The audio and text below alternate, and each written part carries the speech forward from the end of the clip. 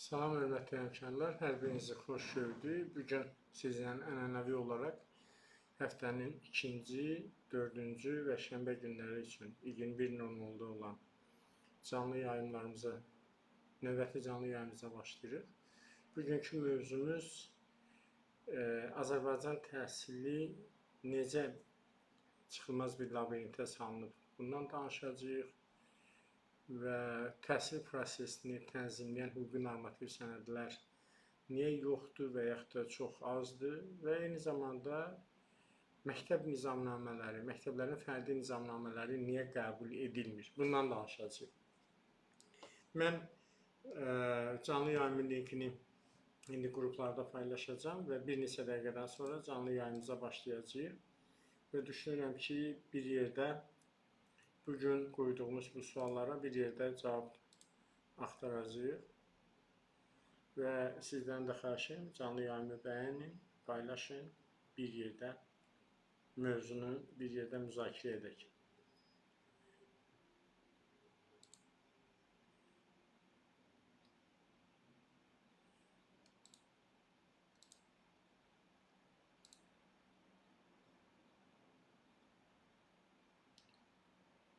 Belə, bugünkü gün üçün mövzumuz dedik ki, bizim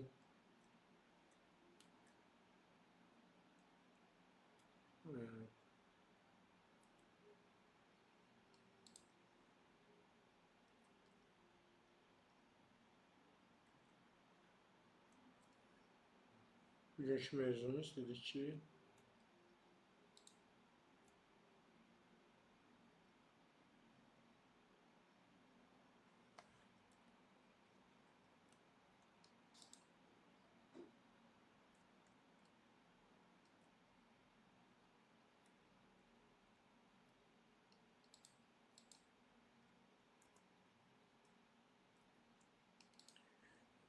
Azərbaycan təhsili Emin Əmrullayev tərəfindən necə labirintə salınıb, bundan danışacağıq və növbəti sual isə bugünkü gün üçün təhsil prosesini tənzimləyən hüquqi normativ sənədlər niyə yoxdur və yaxud da niyə qəbul edilmir?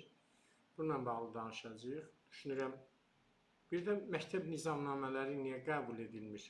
Bunu bir yerdə müzakirə edəcəyik. Düşünürəm, hər birimiz üçün maraqlı mövzudur. Mən mövzunu qruplarda paylaşım.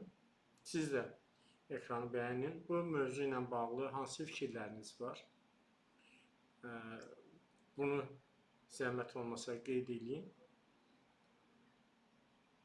Və o vaxta qədər də ən azı sizin bu canlı yayımları bəyənib paylaşmağınız və canlı yayımlara dəstək olmağınız daha çox müəllimlərə demək, bu videoların çatmasına kömək edir. Eyni zamanda burada daha çox müəllimlərin oyanmasına, Emin Əmrullayev və Elnur Əliyevin Azərbaycan təhsilində dağıdıcı rolunu görürük.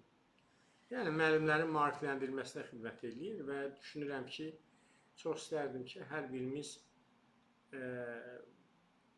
bu videoları ən azı müəllim yoldaşlara göndərməyə də dəstək olsunlar.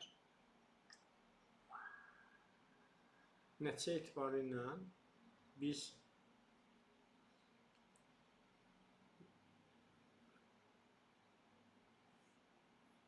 Azərbaycan təhsilində baş verənlərə susmamalıyıq. Niyə susmamalıyıq? Çünki təhsil elə bir sahədir ki, bəzən deyirlər ki, demək, müxalifət nəyə deyirlər? Özüm də başa düşürəm. Bəzən gülürəm, bəzən yazığım gəlir onlara. Niyə yazığım gəlir? Dövlət büdcəsini talayıb dağıtmaq, ölkə prezidentinin etibar elədiyi, verdiyi səlahiyyətlərdən sui-istifadə edərək Azərbaycan xalqına və Azərbaycan təhsil cəmiyyətinə qarşı olmazın oyunlar açan şəxslər, bunlar müxalifət olunur. Bunların çirkin əməllərini, çirkin oyunlarını açıb ifşa edən biri müxalifət olur. Bəzən özüm də görürəm. Bu quraşdı. Bəzən məktəb direktorlarına da özlərindən bəzi məktəb direktorları xofa düşür. Bəlkə Rəşan Qafarov əgər Nazirin çirkin oyunlarının üstünü açırsa, bu xətalı adamdır. Heç bir xətasız adı yoxdur. Yəni narahat olmağa da dəyməz. Yadınıza gəlsə, ən çox da canfəşanlıq edənlər bilirsiniz kimdir? İllərlə həvalədə qalan, əvəzçiliyi ilə məktəb direktoru vəzifəsini yerinə yetirənlərdir ki, bunlar elə fikirləşirlər ki, Rəşan Qafarov haqqında bu kimi fikirləri səsləndirməklə bunları direktor təsdiq edəcəklər. Təbii ki, onları özlərindən asılı salmaq üçün özləri yaxşı bilirlər ki, nəyə görə məktəb direktoru təsdiq olunmurlar? İllərlə o əvəzçilərdən söhbət gedir və hər il əvəzçi işləmək üçün hansı əziyyətlərdən keçirlər. Bu da bir, bilirsiniz, manqurt psixologiyası ilə insanları, belə deyək də, onları bu psixologiya ilə idarə etmək təşəbbüsüdür. Bu da Emin Əmrullayevin dövründən gəldi və məktəb direktorları, direktor müavinləri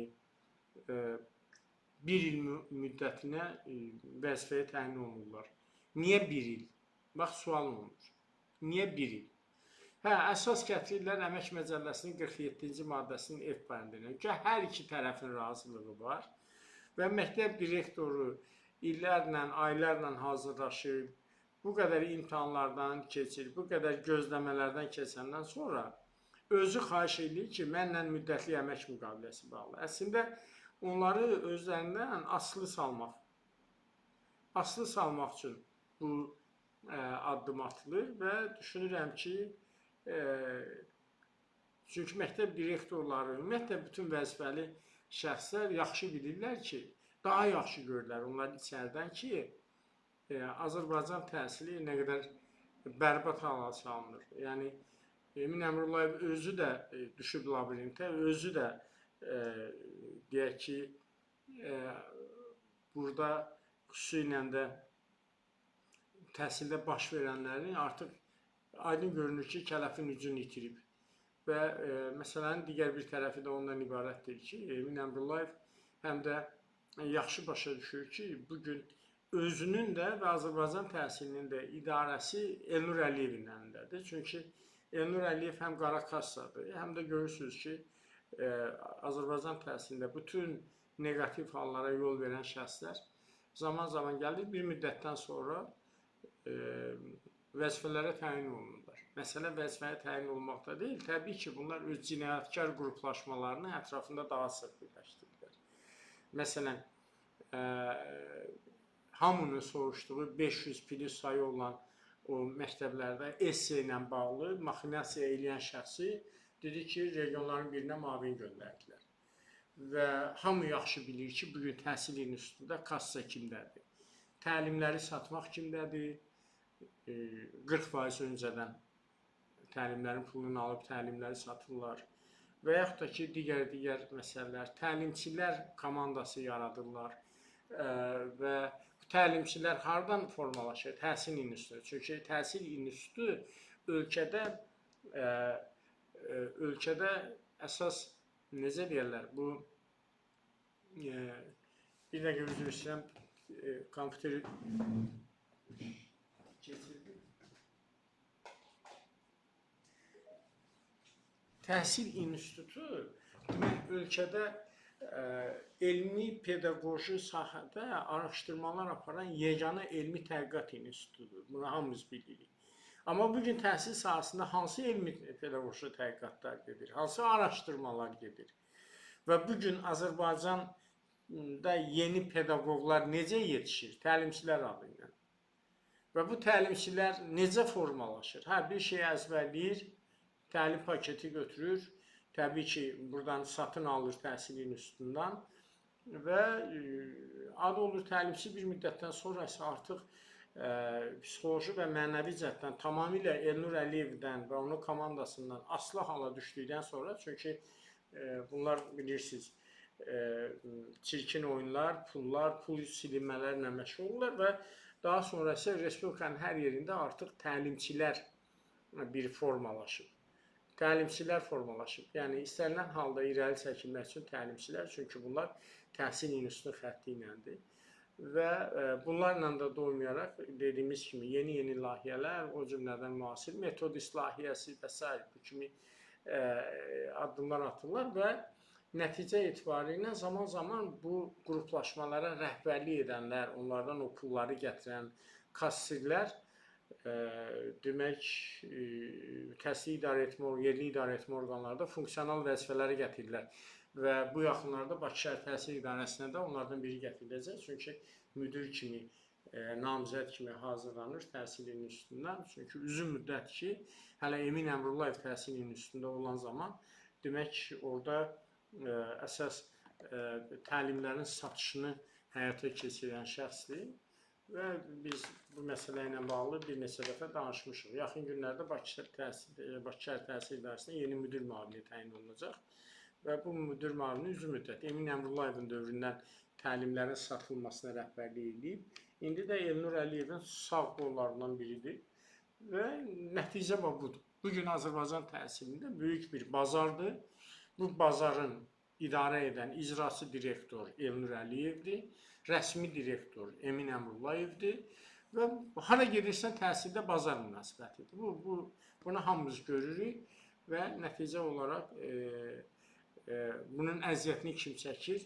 Bunun əziyyətini biz, Azərbaycan xalqı və Azərbaycanın təhsil cəmiyyəti çəkir. Reallıq bundan ibarətdir. Yəni, bundan oyanası yoxdur. Əsas məsələ odur ki, bugün Azərbaycan təhsilində baş verənlərdən bugün təhsili idarə etmə orqanlarında olan şəxslər də ciddi narazıdır.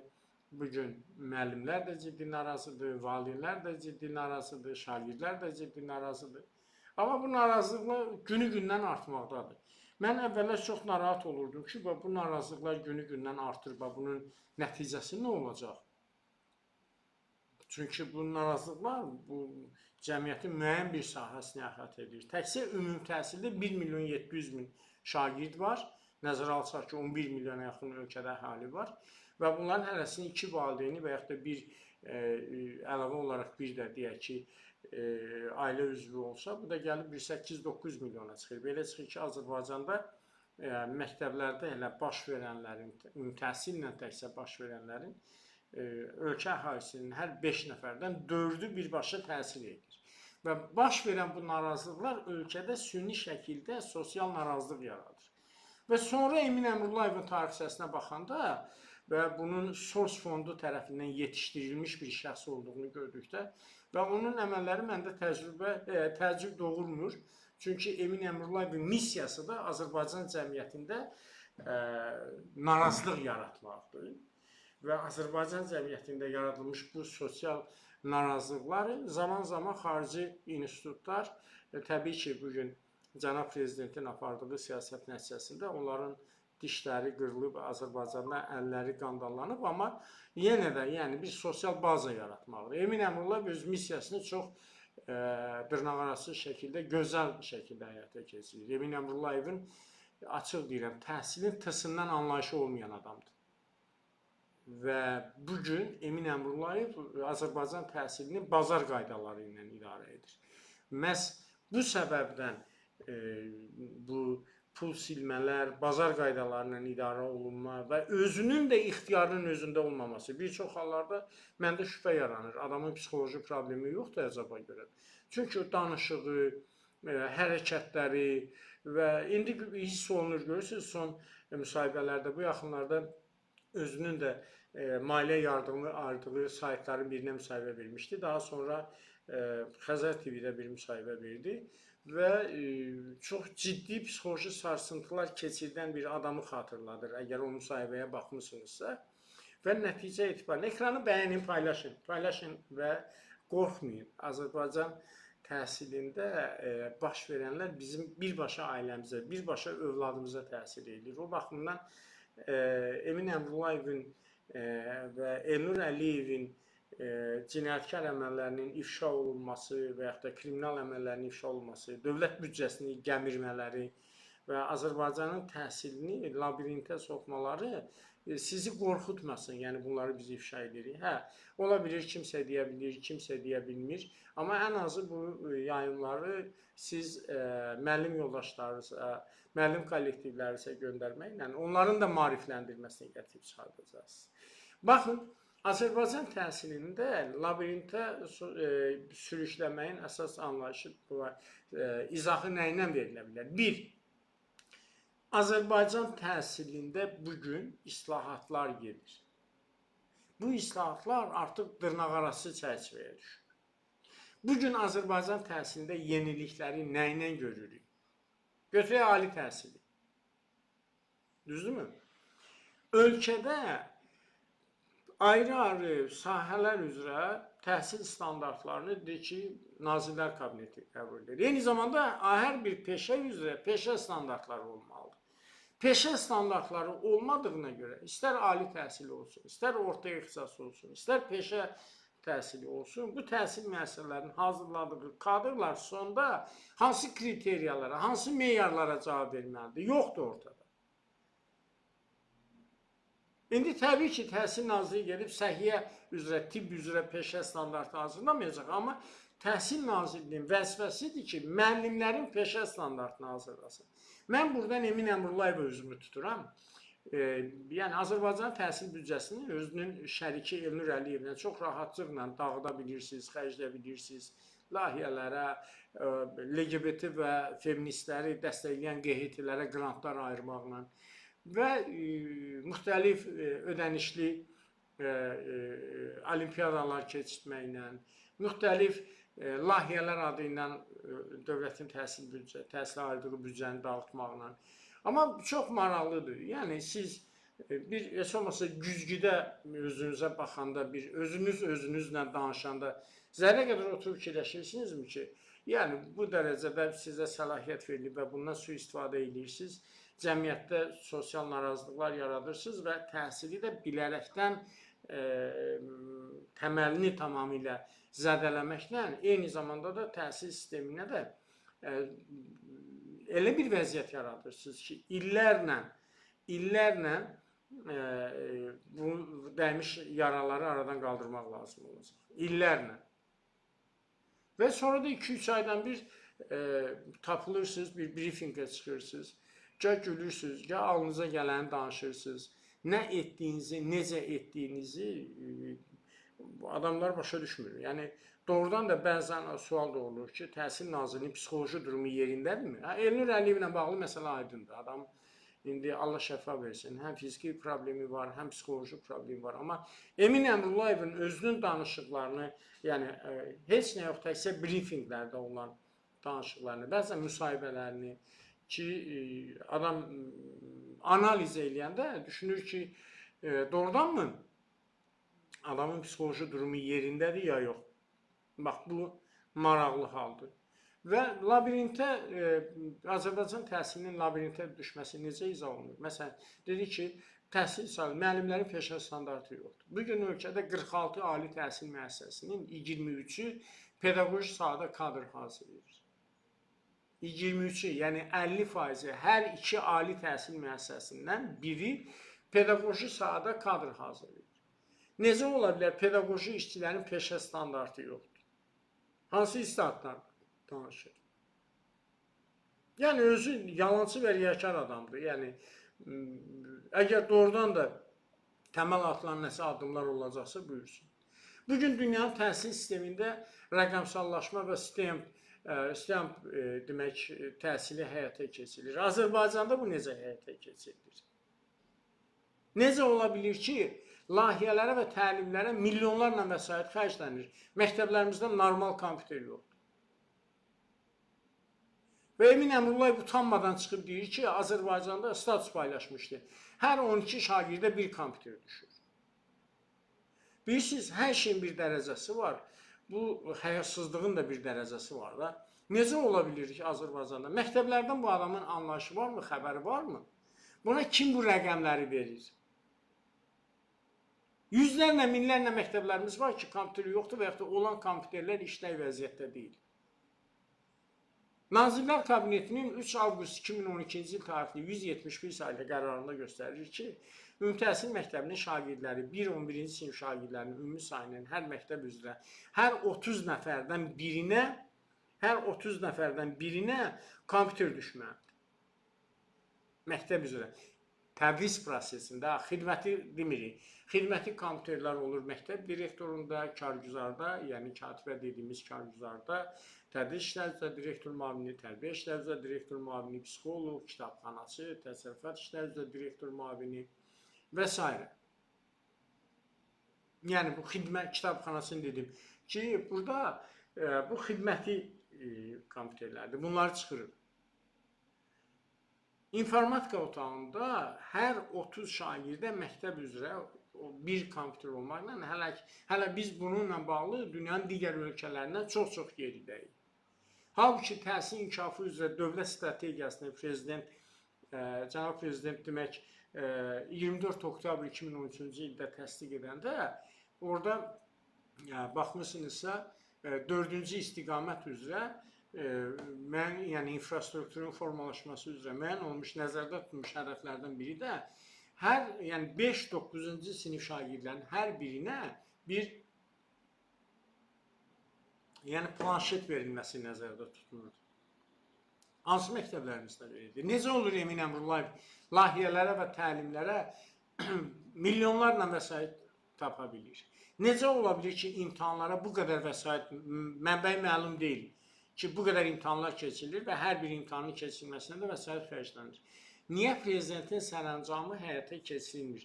5-9-cu siniflərə hələ bəhsillərlə silinən pulları demirəm ki, planşetlə təmin olunmur. Bu həm dövlət büdcəsinə qənaətdir, həm kağıza qənaətdir, həm rəqəmsallaşmaya aparıb çıxardır, həm sistem təhsilini asanlaşdırır.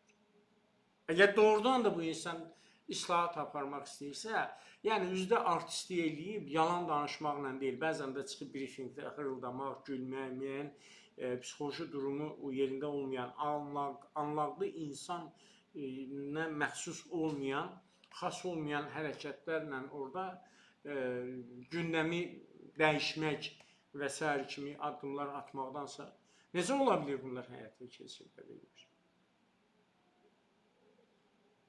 Bugün ali təhsil müəssisələrimizdə kadr hazırlığı keçib 10-cu dərəcədən o yana. Bugün bütün ali təhsil müəssisələri biznes layihəsi olan beynəlxalq reyting sistemlərində demək, Scopus'dan tutmuş digər xüsusi indeksli beynəlxalq layihələrdə məqalə yazmaqla məşğuldur. Yaxşı, bu məqaləni yazdırdınız və bir alimə elmi tədqiqata pul ayrılmır, bir alimin məqaləsinə 5.000-dən 15.000-ə qədər pul ayrılır. Yaxşı, bu məqalə yazıldı, orada da elan oldu ki, bizim bu qədər məqaləmiz var bu reyting sistemlərində. Təbii ki, onlar pul ödəyirlər ki, yəni hər bir məqaləni yazan adam ora pul ödəyir ki, mənim məqaləmi burada yerləşdirin və o reyting sisteminin uyğunluq meyarlarına uyğundursa yerləşdirir. Yaxşı, məqalənin yerləşdirilməsi şərt deyil ki, oradan istifadə ilə ölçülür reyting.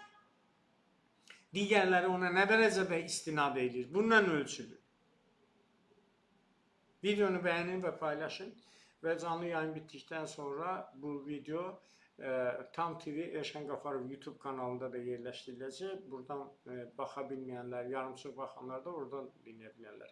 Eyni zamanda bizim məktəb direktoru, direktor müavinləri, kitabxanaçı, uşaq birliyi rəhbərlərinin işə qəbulu ilə bağlı may qruplarımıza qeydiyyat davam edir. 1 may qrupuna və əlaqə nömrəmi bilirsiniz 050 672 59 11.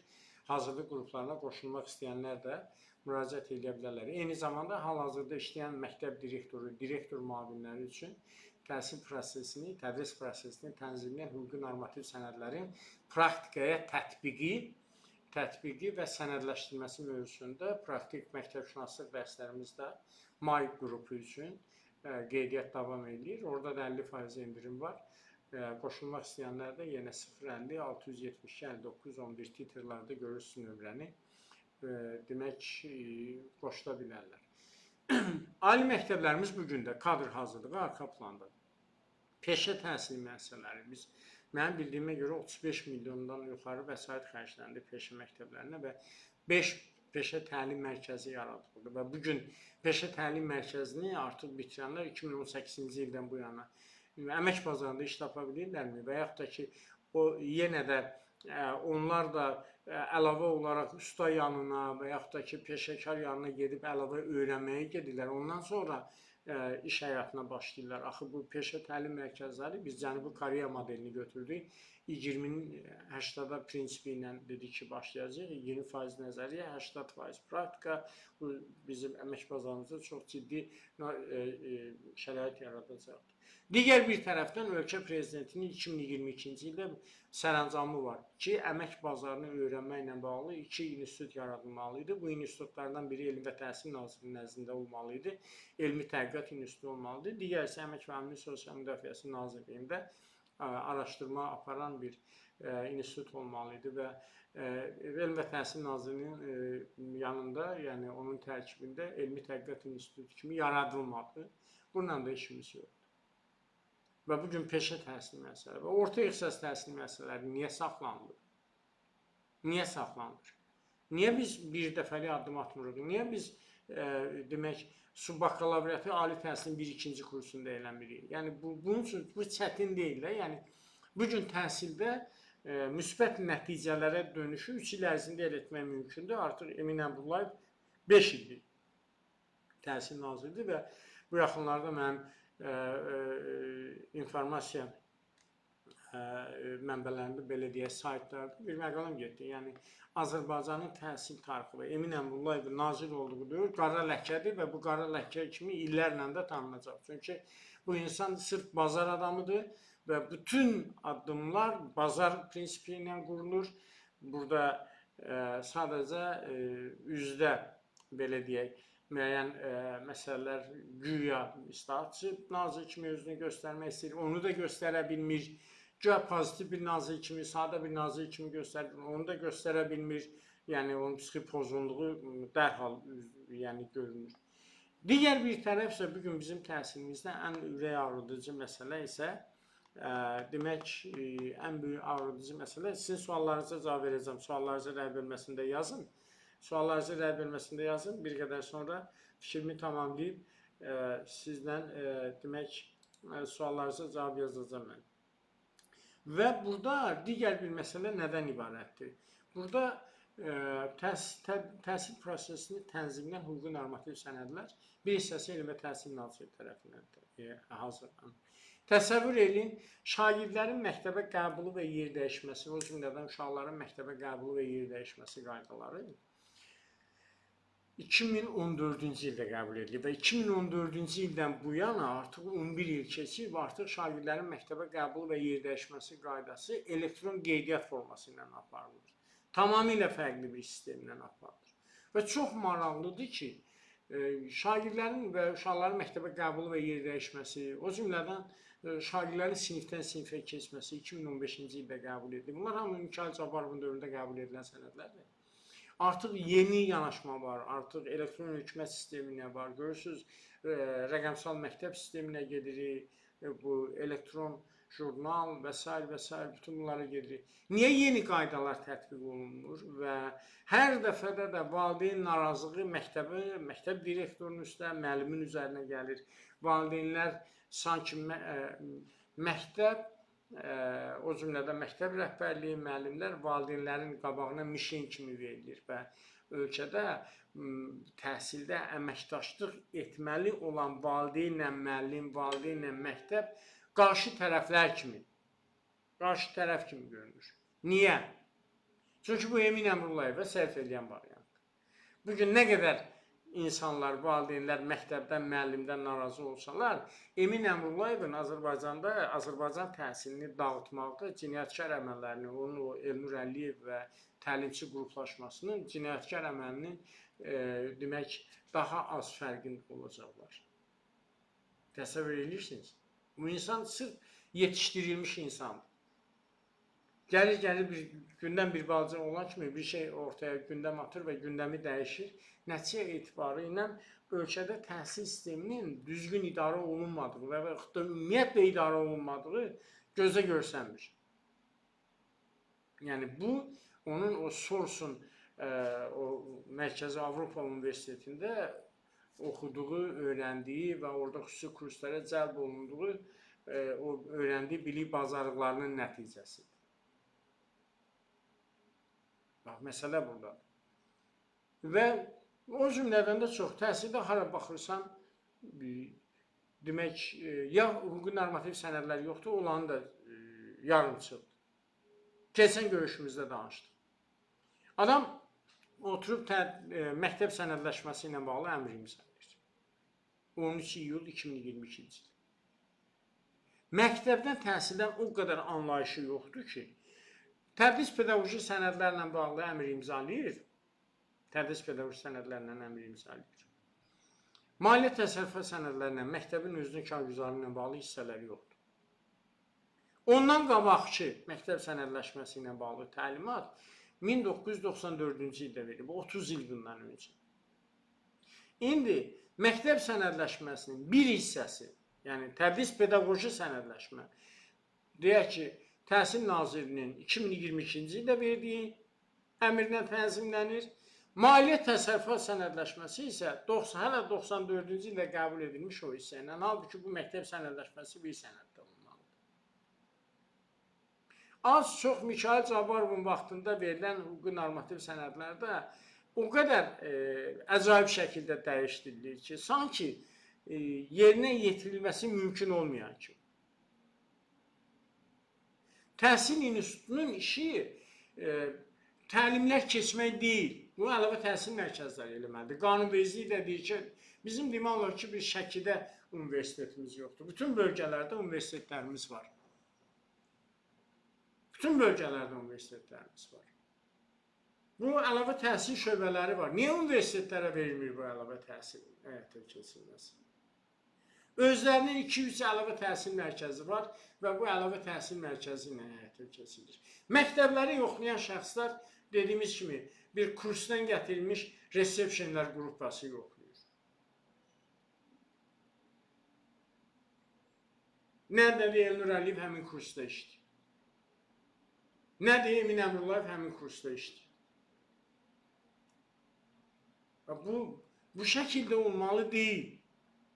Təhsil sistemində bugün işləyən yoldaşların içərisində təhsili idarə edə bilən, təhsildən başı çıxan bizim yüzlərlə kadrlarımız var.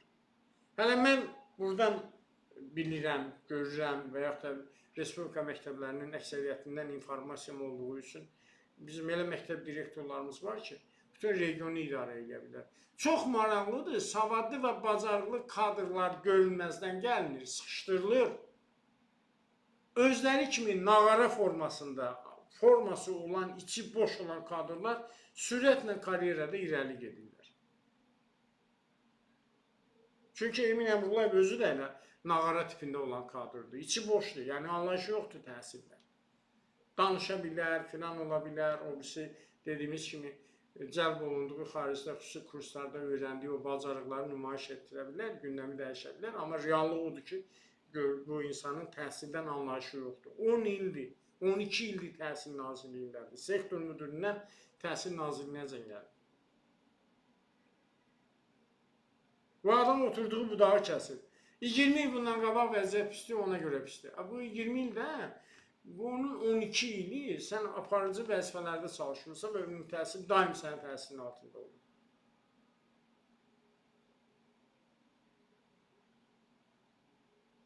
Yəni, bu şəkildə olmalı deyil.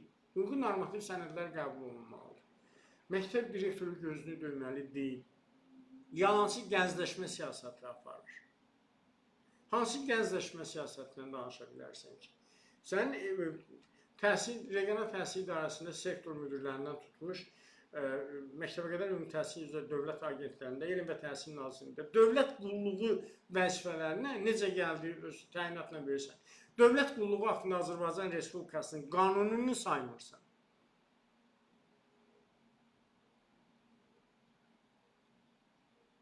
Bugün araşdıra, Emin Əmrullayevin imzası ilə təyinat alan şəxslər dövlət qulluğunda iştirak edib ən aşağı ballar toplayıb. Keçə bilməyən insanlar.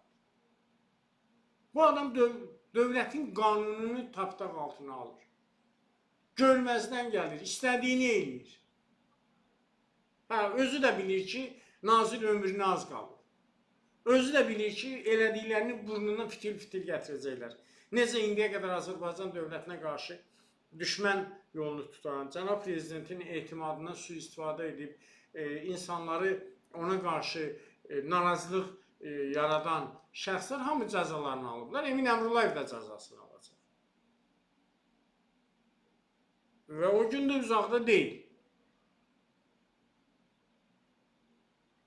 Sanki onu özü də hiss edir. Və daha çox dağıdıcı mövqe tutur, daha çox dağıtmağa çalışır. Bir nümunə üzərində danışım.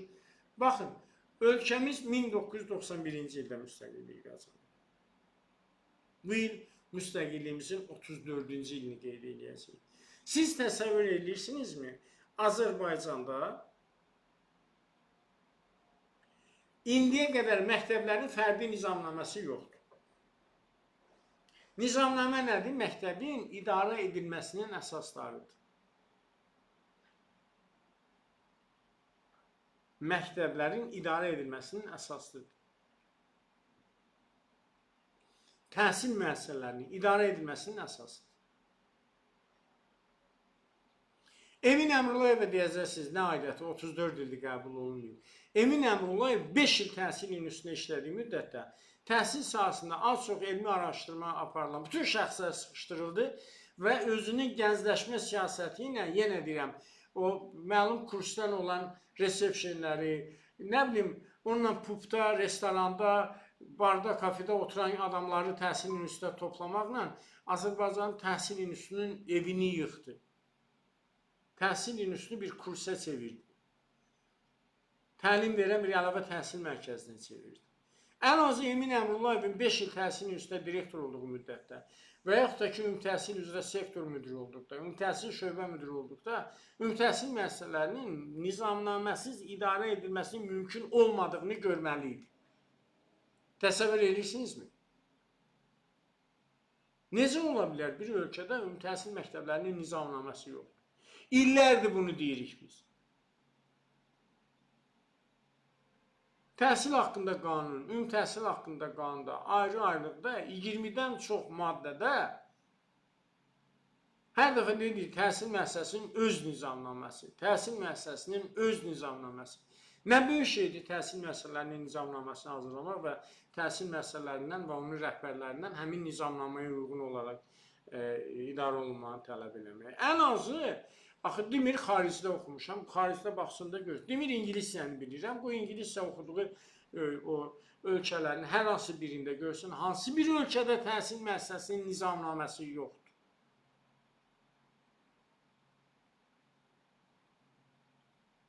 Mən araşdırıram ki, bəlkə keçmiş MDB məkanı olsun. Nə bilim, Avropa olsun, Asiya olsun. Bəlkə bir ölkə tapılar, orada təhsil müəssisəsinin nizamnaməsi olmadandır. Və keçən ildə Nazirlikdə o İctimai Şura ilə bağlı bir tədbir vardı. Bu məsələni orada qaldı. Siz təsəvvür edirsiniz, pedaqoji kadr hazırlayan təhsil müəssisələrinin birinin rəhbəri qayıtdı dedi ki, indi xoş gəlmək üçün də, xoş gəlmək üçün bu Hacı Şakir dillərdə bu yaltaqlara. İndi Nazirliyin rəhbər işçiləri də oturub, xoş gəlmək üçün deyir ki, İsrailin konstitusiyası yoxdur, idarə olunmur, bizdə də təhsil müəssisəsinin nizamnaması olmasın da. Bunların düşüncəsi, təhsilə yanaşması bu şəkildədir. Deyir, İsrail dövlətinin konstitusiyası yoxdur. Deyirəm, hardan o informasiyanı almışsınız ki, İsrail dövlətinin konstitusiyası yoxdur. Konstitusiya adlanmır, öz dillərində adlanır. Necə bizdə konstitusiya da deyə bilirik, anayasa, qanun da deyə bilirik, türklər anayasa deyir və s. Bunlar görürsünüz, bu yanaşma ilə təhsilə yanaşılır. Təhsil müəssisələrinin nizamnaməsi yoxdur. Bir-iki dənə məktəbdə də qoyublar, özəl məktəbdə adam baxır, nizamnamə o təhsil müəssisəsinin fəaliyyətinin A-dan Z-yə qədər, ən xırda detallarına qədər tam əsaslandıran hüquqi normativ sənəd, lokal normativ sənəddir daha doğrusu ki, o məktəbin idarə edilməsinin əsasıdır. Orada direktor da bilir onun vəzifəsi nədən ibarətdir, səlahiyyətləri nədən ibarətdir, hüquqları nədən ibarətdir. Müəllim də bilir və yaxud da ki, orada fizika müəllimi də bilir ki, bu fizika müəllimidir, fiziki tərbiyə müəllimi bilir, fiziki tərbiyə müəllimidir, gözətçi də bilir işin nədən ibarətdir, xadimə də bilir. İşə girəndə də deyir, nizamnamə ilə tanış oldun, onun vəzifə ötəliklərindən biri də o nizamnamənin tələblərini yerinə yetirməkdir. Valideyn də övladını məktəbə verəndə deyir ki, bu şəkildə deyək ki, övladın məktəbdə oxuduğu müddətdə nizamnamənin tələblərinə əməl edilsən və s. Nizamnamə qəbul edilir. Ölkədə cəmi 16 məktəbə yalandan ad qoyublar ki, sən publik hüquqi şəxssən. 16 məktəbə. 16 məktəbə ad qoyublar ki, sən publik hüquqi şəxssən. Və 4252 məktəbdən 16 məktəbi çıxsaq, bu edir 4236 məktəb. 4216 məktəbdən də indi az komplektli məktəbləri birləşdirə gəlirik də. Və bu məktəblərin götürüb, o əvvəlki nümunəvi nizamnamə vardı, bir-iki bənd vardı orada, məktəbə hazırlığına, digər məsələlərlə bağlı. Onu da ləğv elədi və 2024-cü ildə iyun ayında demək, publik hüquqi şəxs olan dövlət ümumi təhsil məktəblərinin nizamnaməsini qəbul elədi. Bugün ümumi təhsil məktəbləri nəyin əsasında idarə olunur? Və ümumiyyətlə ölkədə olan bütün ümumi təhsil məktəblərinin publik hüquqi şəxsə çevrilməsi nə vaxt başa çatacaq? Məlum deyil. Yaxşı, bu 16 məktəb publik hüquqi şəxsi, bu nümunəvi nizamnamə birliyində bunların fərqli nizamnaməsi gəlin hazırlayaq hala. Bunun Emin Əmrullayevin elə o Azərbaycan təhsilinin labirintə sürükləməsinin bir qolu da budur. Bir qolu da budur. Hüquqi normativ sənədlər ya yoxdur, olanlar da elə bir vəziyyətdədir ki, işlək deyil. Sanki mexanizm, o necə deyərlər, burada o sürət qutusundan çıxmış maşın olur, xalastoya gedən maşın. Aydın mı? Ki, sürət qutusundan çıxmış maşın olur, xalastoy gedir. Təhsil sistemi bugün onu xatırladır. Aydın mı? Yəni, bu qədər sadə. Sizin suallarınız bölməsinə keçirik. Suallarınız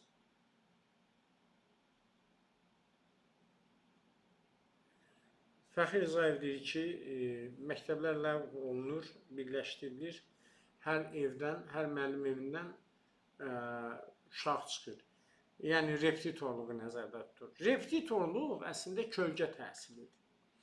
Güya Emin Əmrulayev əsaslandırır ki, müəllimlər bundan dolanırlar. Sən o repetitorluq eləyən müəllimə repetitorluqdan qazandığı pulun 30, 40, 50%-ni verginən məktəbdən.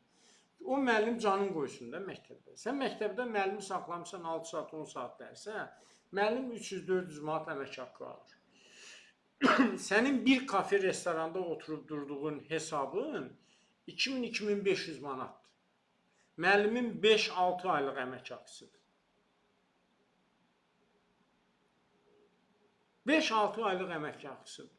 Orada necə olur? Müəllim neynəməlidir?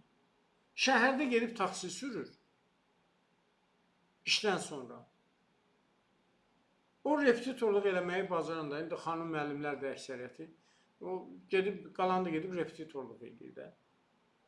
Dolanmalıdır da insan. Amma bugün o kölgə təhsilinin bütün nəticələri, repetitor nəticələri məktəbin adına yazılır, təhsil sisteminin adına yazılır. Mən bugün müsahibəmin də hər halda saytlarda görürüz. Yalandan deyirlər, bir regionda bir lisey var. İndi bunlar nə münasibətləri varsa, bunu filan oldu, bu regionda olan bu lisey, bu filan oldu. Ölkənin bir nömrəli fizika, riyaziyyat təmayülü, informatika təmayülü liseyi, hansı ki Emin Əmrullayev də oranı bitirib, mən də oranı bitirmişəm. İflic vəziyyətinə salıb, oranın direktoru, ölkədə riyaziyyatın təhsil proqramını, kurikulumunu yazan adam, tarih elməni aparırlar. Təhsil Nazirliyi 2 yerə bölünür də, indi bilənlər bilir. Ştraf batalyon, cərimə batalyonu, bir də ki, Elnur Əliyev komandası. Elnur Əliyev komandası Xətayda olan yeni binadadır. Bunların əmək haqqı 1500 manatdan başlayır. Bu alimlər, işləyən adamlar, onlar o hökumət evinin yanındakı binadadırlar, köhnə binada. 450-500 manat əmək haqqı verirlər onlara. Oturun burada. Kimin xoş deyil, ərizəsini yatsın, geçsin deyə belə bir şey var. Oranın direktoru, fizika, riyaziyyat, informatika təmayülünün direktorunu 8 ayda aparıb otuzdurublar, orada 500 manat əmək haqqı. Yəni, riyaziyyatın əclasıdır da, bu insan riyaziyyatın metodikasını işləyən adamdır ölkədə. Alternativi yoxdur.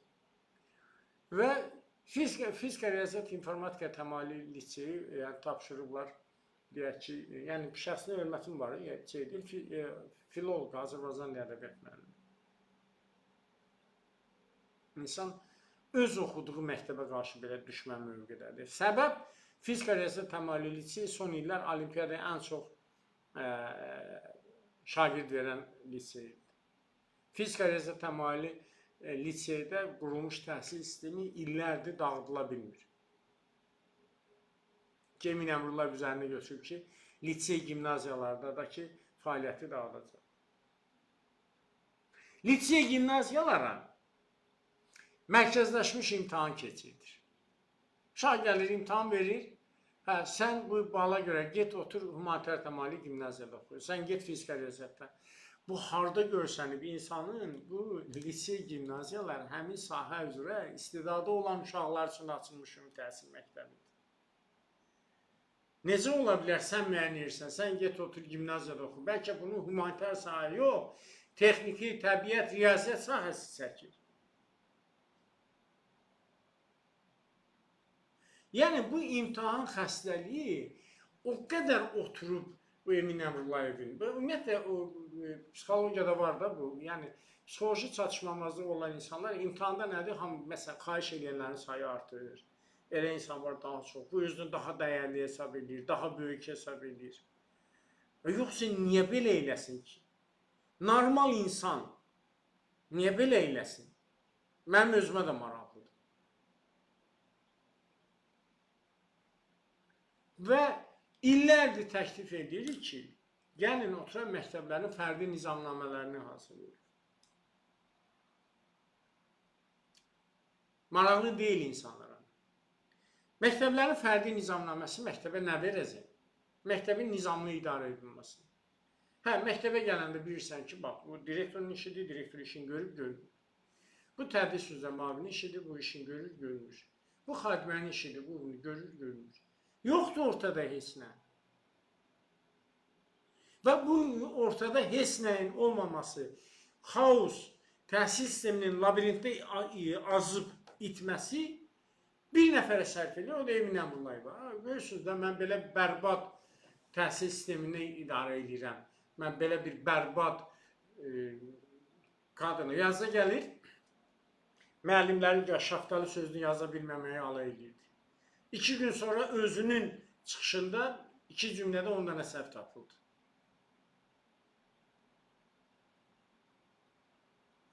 Yəni, psixoloji durumu yerində olan bir şəxs, əgər ölkənin bir sisteminə və təhsil sisteminə rəhbərlik edirsə, sonra da oturub və 12 il bu sistemin rəhbəri olub, o sistemdə olan şəxslərin, deyək ki, minlərlə adamın içərisində 1, 2, 5, 10 nəfərin, 100 nəfərin, deyək ki, 1000 nəfər. Hansısa orada bir texniki səhv buraxmasına oturub, gülüb, özdə xırıldaya oradakı, görürsünüz, belə yazıblar filan ediblər. Görün, mən necə müəllimlərlə işləyirəm. Siz məndən keyfiyyət istəyirsiniz, Azərbaycan müəllimi Şəftəli sözünü yaza bilmir. Bir müddətdə adını qoydular Şəftəli Nazir. Kenguriyə qədər adı Şəftəli Nazir idi də. Yəni bu dərəcədə olmaz. Yəni doğrudan adam baxır, doğrudan da psixologiyası tam yerində olmayan adamdır. Və ona görə də düşünürəm ki,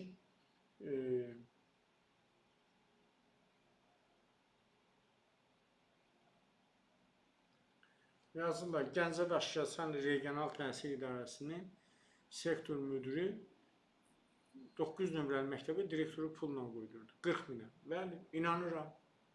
İnanıram. İnanıram. İndi o məktəb olmasa digər məktəb. Çünki hal-hazırda təhsil sistemində olan rüşvətxorluq Azərbaycan təhsilində heç vaxt olmuyor. Heç 2000-ci illərdə də olmuyor. 90-cı illərdə də olmuyor. Bugün Azərbaycan təhsil sistemində olan rüşvətxorluq Azərbaycan təhsilində heç vaxt olmuyor. Mən ona görə deyirəm ki, Emin Əmrullayev dövrü Azərbaycan təhsilinin qara ləkəsidir. Yəni zaman gələcək, təhsil tariximiz araşdırıldıqca bu insanın iç yüzü çıxandan sonra və bu Sorosun və o komandanın tapşırığı ilə Azərbaycan cəmiyyətində necə xaos, narazılıq yaratmaq istədiyi üzə çıxacaq. Təbii ki, bu kimi xəyanət yolunu tutan, bu kimi belə deyək, çirkin niyyətli insanların əməlləri onsuz da üzə çıxır. Və o üzə çıxacaq, biz görəcəyik, onu da görəcəyik ki, Emin Əmrullayev göründüyü qədər yazıq adam deyil. İndi bu məktəb direktorları, bəzi məktəb direktorları yaxşı bilirlər. O xüsusilə nəvəzdəyicilər. Sabah Emin Əmrullayev çıxsın, Aşot gəlsin, tərifləyəcəklər ki, Aşot, sənin cəddivə qurban. Sən haradaydın filan doğrusu da. Emin Əmrullayev belimizi qırmışdı. Yəni bu insanlar manqurt psixologiyalı insanlardır. Düşüncəsi olmayan insanlardır. Onların Allahı da, vətəni də, düşüncəsi də məktəb vəzifədir. Vəzifədən çıxandan sonra siz görün onlar nələr danışacaqlar. Onda bilinəcək. Ya Emin Əmrullayev vəzifədən çıxandan sonra Emin Əmrullayevdən sonra nələr danışacaqlar. Ona görə də boş verin onlar. Və burada bir demək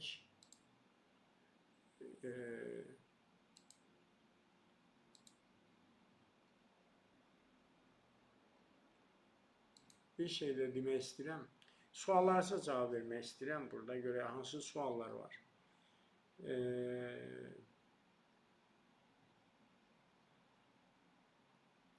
150 min müəllim səsini çıxartmır. 150 min müəllim təbii ki, pasiv formada, yəni dövlət orqanlarına, elektron formada müraciət etməklə hərə öz regionunda, öz işlədiyi məktəbdə və regionalda olan öz başınalıqları. Məsələn, Gəncə Daşkəsəndə mənə dedilər ki, o Kərimov var orada ki, işdən çıxarılıb, amma işdən çıxarılmayıb. Amma çox da uzana qalmayasın ki, o insanları divara düzüb yadıca gəlir, o şəkillərini çəkdirirdi, o faşist hərbi düşərgəsində olan kimi Azərbaycan gəlinlərinin, qızlarının, xanımlarının və bu tərbiyədən uzağa addımı. Bilmirəm, o məsələni dayandırıblar, dayandırmayıblar. Gəncədə məni dinləyənlər varsa yazsınlar ki, o xanımları, texniki işçiləri və digər işçiləri divara düzüb aylıq tarix yazırdılar, şəkillərini o Rövşən Kərimova göndərdilər, o tərbiyəsiz adama. Davam edirmi o? Sonra həmkarlarla bağlı bir məsələni, bir neçə dəfədir bu, Arif Rahimov da yazır. Mən maraqlı olan bir şeydir, bilirsiniz ki, həmkarlar ittifaqlarında və konfederasiyasında bir ildir kadr dəyişikliyi olur. İllərləndir bir nəfər oranı bir satış bazasına, yəni sanatoriyalara, kurortlara bir putovka satan bir təşkilat idi də. Amma həmkarlar təşkilatlarında istər konfederasiyada, istər ayrı-ayrı sahələrdə, o cümlədən də təhsil işçilərinin azad həmkarlar təşkilatında ciddi islahatlar gedir. Sizin rayon həmkarlar təşkilatlarınızın elədiyi o oyunbazlıqlar, hoqqalar vardır ki, milyonlarla Azərbaycan vəsaitini mənimsəmişdilər. Və onların bir hissəsi büdcəyə qaytarılıb. İndi bu tam açıq şəkildə deyilmir, amma mən sizə deyim. Və digər bir məsələ isə, bax görürsünüz, Gəncə ilə bağlı başqa bir məsələ. Gəncə regionalda olan özbaşınalıq bəlkə də digər regionlarda yoxdur. Görürsünüz, başqa bir məktəb direktoruna 15 min manat. Yəqin balaca məktəb olur da. Başqa balaca məktəb olur. Və o cümlədən həmkarlarla bağlı. Bugün həmkarlarda qalmaq sizə nə verəcək? Bugün əmək məzəlləsinə görə Həmkarlar İttifaqı üzvü olan işçinin işdən çıxarması ilə bağlı həmkarın razılığı lazımdır. Bugün həmkarlar təşkilatında görürsünüz, rayonlarda dəyişirlər, gənc kadrlar gəlirlər, savadlı kadrlar gəlirlər və həmkar kimi formu, indiyə qədər adı olan, özü olmayan bir sistem olur. İndi əmək haqqı artıqca siz fikirləşirsiniz orada da, o məsələ odur ki, bugün yaxın bir il ərzində, yəni belə deyək də, ümumiyyətlə bir kadrın, mənim bu yaxınlarda kadrlarla da bağlı bir məqalam vardı, effektivliyi bir təyinat zamanı, bu belə deyək, 4-cü ildən başlayır, 4-5-ci ildir. Bir il yayda tamam olacaq ki, Həmkarlar Konfederasiyasında və ayrı-ayrı Həmkarlar İttifaqlarında kadr dəyişikliyi olur. Və burada mətbuata açıqlanmasa da çox ciddi islahatlar gedir orada Həmkarlar İttifaqlarında. O cümlədən də təkrar edirəm, təhsil işlərinin Həmkarlar İttifaqında. Bax, adi elementar, bilmirəm, indi siz Arif Rəhimov, Həmkarlar İttifaqının Facebook səhifəsinə abunə deyirsiniz. Biz WhatsApp qruplarımızda tez-tez paylaşırıq, orada görülən işlər. Yeganə, ilk görülən iş, yəni deyək ki, hər hansı bir məktəb, təhsil işçisi putyovka almaq üçün aylarla gedirdi rayon Həmkarlar İttifaqına, xahiş, minnət, əlavə rüşvət verirdi, filan eləyirdi ki, bir putyovka alsın. Bugün bütün səhifələrdə istənilən sanatoriyaların, orada Həmkarlar İttifaqının, o cümlədən təhsil işçilərinin Həmkarlar İttifaqı, o cümlədən konfederasiyanın sosial şəbəkə ünvanlarında açıq şəkildə qoyulub, hansı sanatoriya, əlaqə nömrəsi qoyulub, yəni onlayn şəkildə bir müraciətlə sizin ora putyovkanız, ailənizlə islahatınız təmin olunur. Ən çox problemlərdən biri budur. O ki, qaldı bir çoxları fikirləşir ki, Həmkarlar İttifaqı yardım edən təşkilatı, bu doğru yanaşma deyil. Həmkarlar təşkilatı istisna hallarda yardımlar edir. Baxmayaraq ki, son vaxtlar Həmkarlar İttifaqının yardımları həddindən artıq orada ayrı-ayrı, məsələn, Astarada o evi yanan ailəyə, orada şagirdlərin valideynlərinə səhv eləmirəmsə, sonra müəllimin evi yanmışdı. Orada tez-tez rast gəlinir. Ehtiyat olduqca, yəni yardımlar edilir. Əvvəl belə deyildi. Orada məktəb direktorları həmkarları tamamilə ələ keçirtmişdi. Onun bunun adına yazırdılar orada 50 manat, onu da zəbt edirlər. Amma indi elə deyil. İndi elə deyil.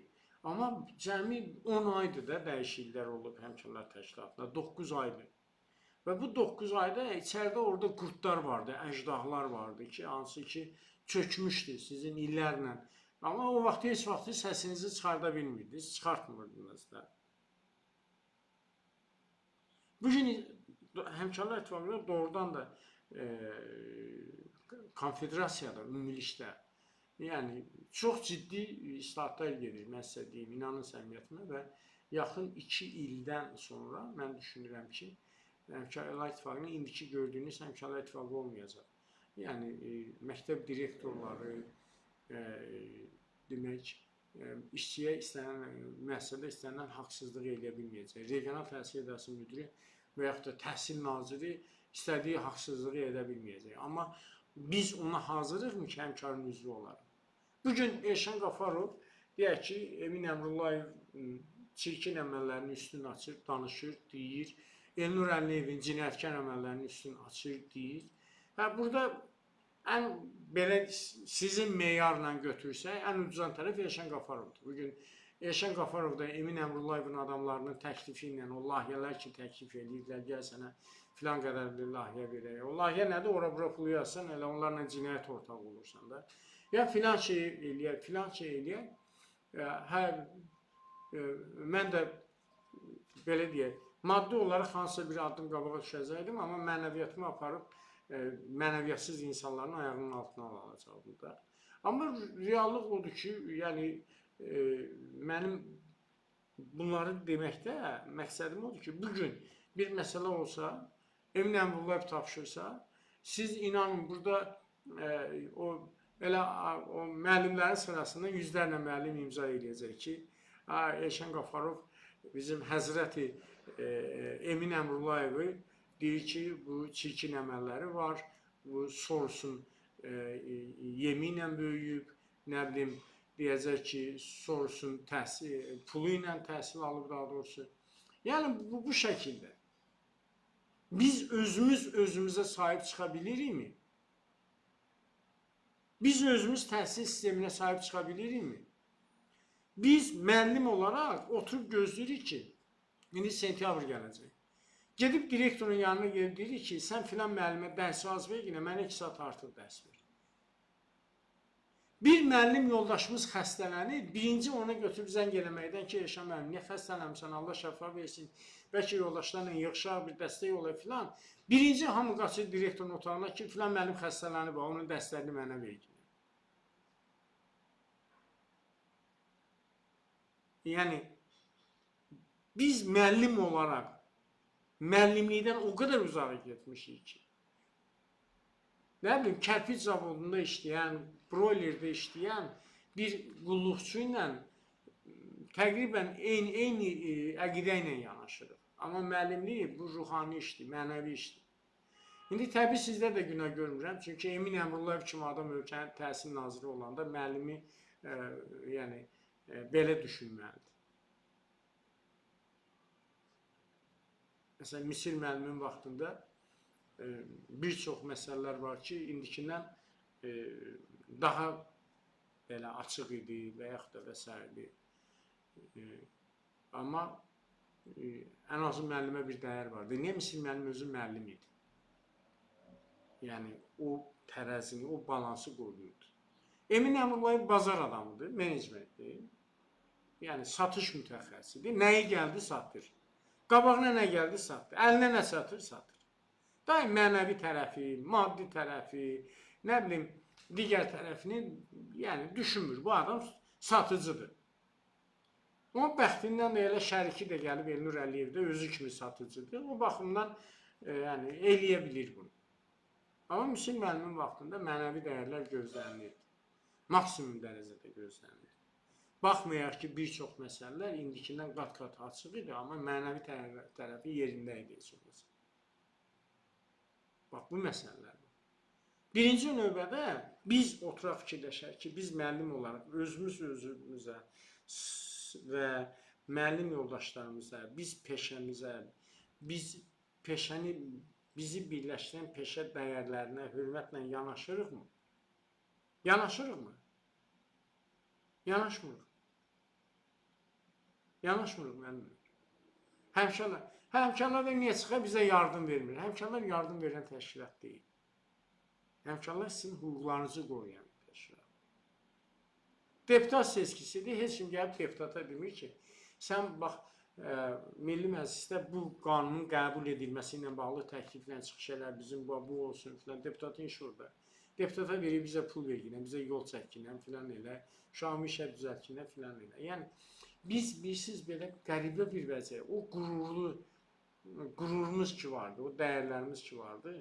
Emin Əmrullayev kimi kadrların hesabına get-gedə biz düşdük elə bir vəziyyətə, hər şeyi onunla bağlayırıq ki, bizə yardım versinlər, nə bilim filan eləsin, sənin hüquqlarını qorusun.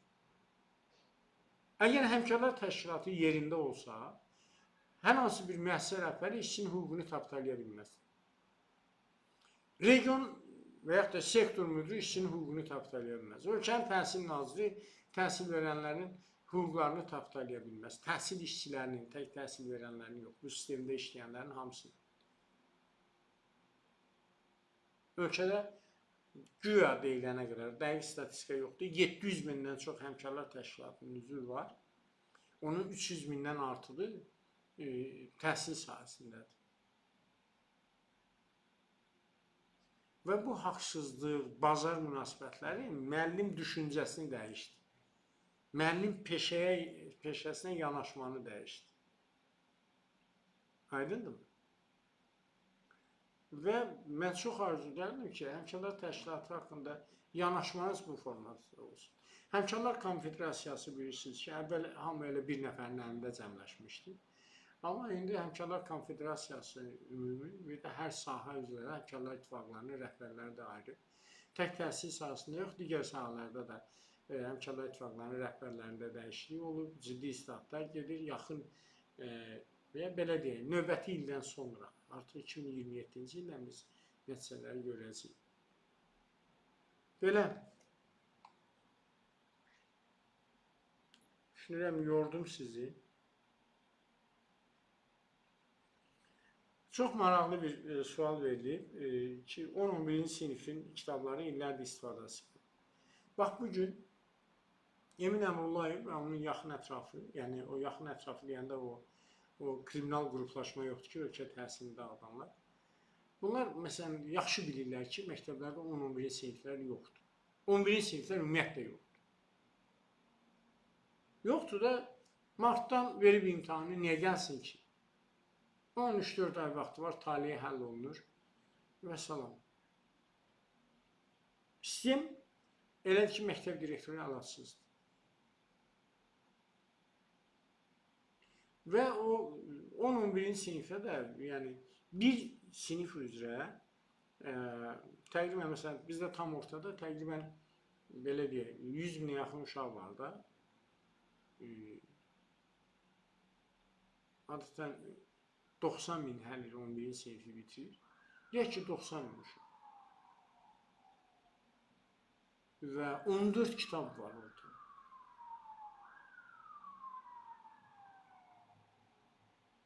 $14 kitab. 1.300.000-dən artıq kitab nüsxəsi deməkdir ölkəmizdə. Bu da 10 manatdan vursaq bir kitaba. Bu nə deməkdir? Təkcə bir sinif üzrə 10 milyon, belə deyək, 13 milyon, 14 milyon pul sərf olunur. Bir dənə 10-cu sinifin kitablarına, bir dənə 11-ci sinifin kitabına, ümumilikdə də baxanda 27, 28, 30 milyon metodik vəsaitlərlə birlikdə təqribən 30 milyon manat təkcə 10-11-in kitablarına pul xərclənir. Siz təsəvvür edirsiniz nə deməkdir? 10-11-ci siniflər boşdur. Onlara baxır 9-larda həmçinin. O artıq məktəbin bir hissəsi məktəbdə olmazsa, məktəbdə mühit ölür. Məktəbdə mühit ölür. Emin Əmrullayev yaxşı bilir bunu. Bunun qarşısını almaq üçün. İndi oturub öz o problemli şəriki ilə şagird qaydaları müəyyən eləmişdi. Ki, gəlməyən uşaqlara qırmızı məktub göndərsinlər valideynlərinə, qırmızı rənglə. İnsan nə qədər psixologiyası pozulmalıdır, nə qədər əqldən kəm olmalıdır ki. Ola bilsin Emin Əmrullayev bu qırmızı məktubları xoşlayır, özü oxusaydı, ona qırmızı məktub yazılsaydı filan olursa, bu onunla işim yoxdur. Aynı gəl 11-ci sinif uşağına, sənin hər ayda bir 3-4 məktəbdə hələ ictimailəşən budur ki, uşaqlar bir-birini bıçaqlayırlar. Hələ bir 5 o qədər də ictimailəşmir. Qarşıda alınır, filan olur, obisi olur. 5 olmasın 4, olmasın 3, yəni ictimailəşən o dərəcədən çıxanlardır da, orada bilirsiniz məktəblərdə vəziyyət nədir. Sən get o uşağı göndər yenə qırmızı məktub valideyninə. O gəlib səni gör hansı oqqalardan çıxacaq. Mən deyirəm, bunların psixoloji problemi var. Bu Nur Əliyevlə Emin Əmrullayev. Bəzən deyirlər ki, müəllim kəskin danışsın. Vallahi kəskin danışmır. Oturub şagird qaydaları hardan çap edirlər. Özdə nəsə bunların qırmızıya meyli böyükdür. Yoxsa elə belə LGBT-ni və yaxud da feministləri müdafiə edən demək QHT-lərə bu qədər pul ayırmazdılar. Yəni, reallıq budur da. Demək, bunlar bu qaydaları hardan götürürlər, necə götürürlər, məsələn, bu məsələlər. Belə, biz bugün sizlə ölkə təhsilinin durumu ilə bağlı danışdıq, hüquqi normativ sənədlərlə bağlı danışdıq və nizamnamələrin olmaması ilə bağlı danışdıq. Növbəti görüşümüz həftənin şənbə günü olacaq. Həftənin 2-4 şənbə günləri 21:00-da burada sizlə təhsili bir yerdə müzakirə edirik. Yayımları paylaşın. Yayımlara qoşula bilməyənlər Tam TV Elşən Qafarov kanalına abunə olsun. Bir qədər sonra bu video orada yüklənəcək. Müəllim yoldaşlarınıza göndərin, müəllim qruplarına göndərin. Fikirlərinizi, rəylərinizi bildirin. Təşəkkür edirəm hər birinizə. Haqsız təhsil sahəsində burada milli iradə var, vətəndaş mövqeyi var. Və orada hər hansı, nə bilim, bu müxalifət filan belə şeylər qoyun kənara. Bunu Emin Əmrullayev və onun o cinayətkar, belə deyərdim, o ölkə təhsilini dağıdan o Elnur Əliyev və Emin Əmrullayevin o kiçik qruplaşması var, yəni tezliklə cəzalarını alacaqlar. Onların düşüncəsi. Təhsildə vətəndaş mövqeyi var və təhsillə bağlı məsələlərdə susmayın. Vətəndaş mövqeyinizi bildirin. Hər kəs öz ətrafında, öz işlədiyi müəssisədə, öz işlədiyi regionda təhsillə bağlı özbaşınalıqlardan qorxmasın. İndi direktor müavini qorxacaq bir illik müqavilə bağlanıb. Müəllim, sən nədən qorxursan? Sən dərsini əlindən alacaqlar, işdən çıxardacaqlar, ya neynəyəcəklər? Nə qədər ki, biz bu manqurt psixologiyası ilə, qorxaq psixologiya ilə yanaşacağıq, Emin Əmrullayev Azərbaycan təhsilini bazara döndərəcək, necə ki döndərib. Təşəkkür edirəm, gecəniz xeyrə qalsın.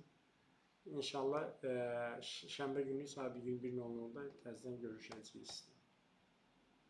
Uğurlar.